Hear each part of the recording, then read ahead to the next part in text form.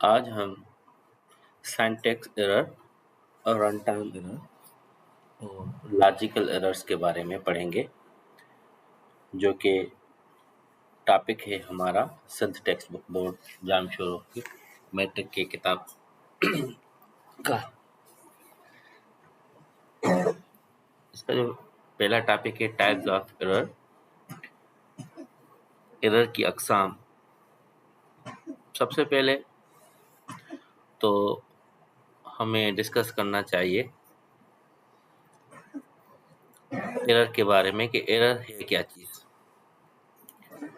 Actually جب بھی ہم کمپیوٹر کے اندر پروگرامنگ کرتے ہیں،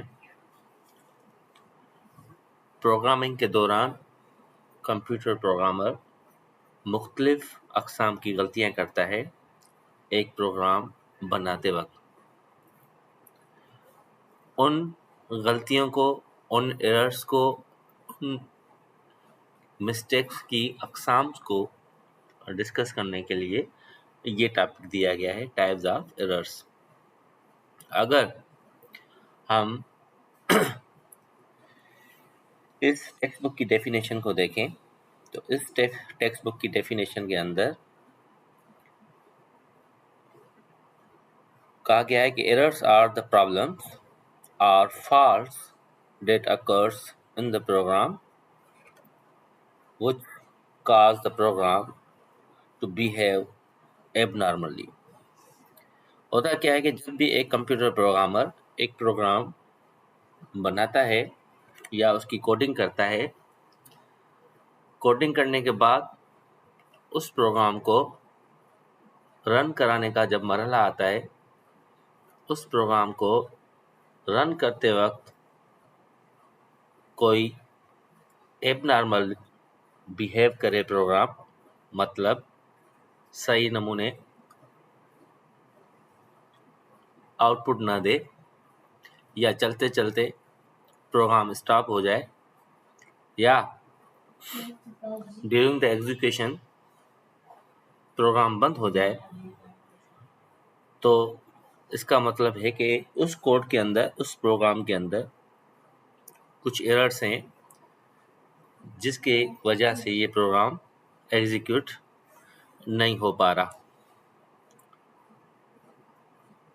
تو یہ تو جو ڈیفینیشن تھی اس کو ہم نے ڈسکس کر لیا کہ errors are the problems are the faults that occur in the program which cause the program to behave abnormally۔ یعنی ایک پروگرام صحیح نہ چلے، ایب نارملی بیہیو کرے، آؤٹ پٹ صحیح نہ دے، چلتے چلتے بند ہو جائے، تو یہ وجہ صرف اور صرف ایررز کی وجہ سے ہوتی ہے۔ آگے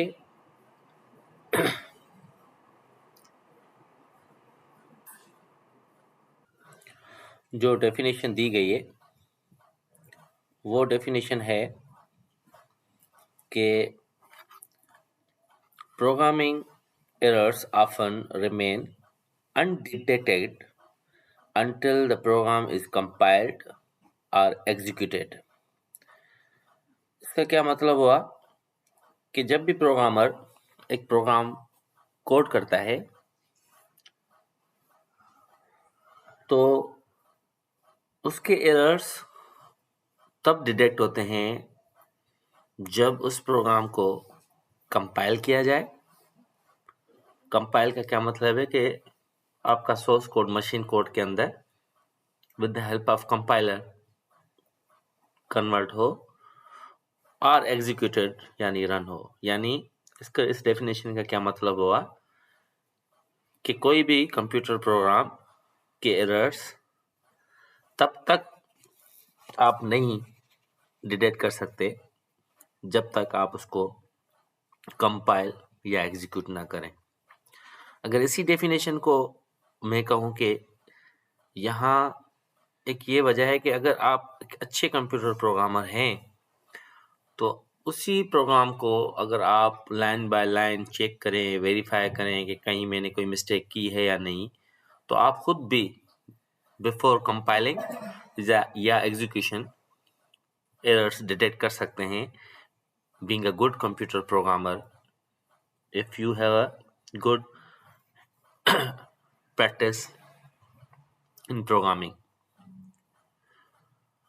आगे ये डेफिनेशन के अंदर बता रहा है कि सम of errors prohibit the program from getting compiled or executed. कह रहा है कि कुछ एरर्स ऐसे होते हैं जो कि ना तो प्रोग्राम को कंपाइल करने देते हैं और ना ही एग्जीक्यूट करने देते हैं. लेट सपोज अगर आपके प्रोग्राम के अंदर कोई भी एरर है, जब आप कंपाइल करेंगे तो वो उधर ही रुक जाएगा, कहेगा कि आपने फला लाइन पे ये एरर किया है, सबसे पहले उसको करेक्ट करें. यानी वो कंपाइल्ड का मतलब एक पूरा का पूरा मशीन लैंग्वेज के अंदर कन्वर्ट हो जाए और एग्जीक्यूट हो, रन हो.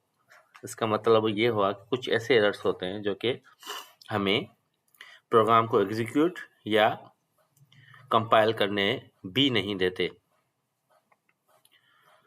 आगे कह रहा है कि 10 errors should be removed before compiling और एग्जीक्यूट. यानी इसका मतलब ये हुआ कि जब तक आप उन एरर्स को कंप्यूटर के प्रोग्राम से रिमूव नहीं करेंगे तब तक आपका प्रोग्राम ना तो रन होगा और ना ही कंपाइल होगा. बिफोर कंपाइलिंग एग्जीक्यूटिंग आपको वो एरर्स खत्म करने पड़ेंगे.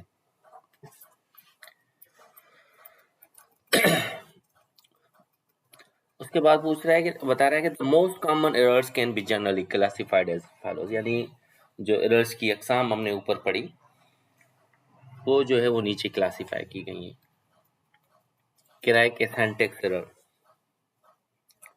मेरे ख्याल में ये थोड़ा सा वीडियो बड़ा हो जाएगा और उसको अपलोड करने में भी थोड़ा सा प्रॉब्लम आएगी, तो हम क्या करते हैं, इसको ब्रेक करते हैं.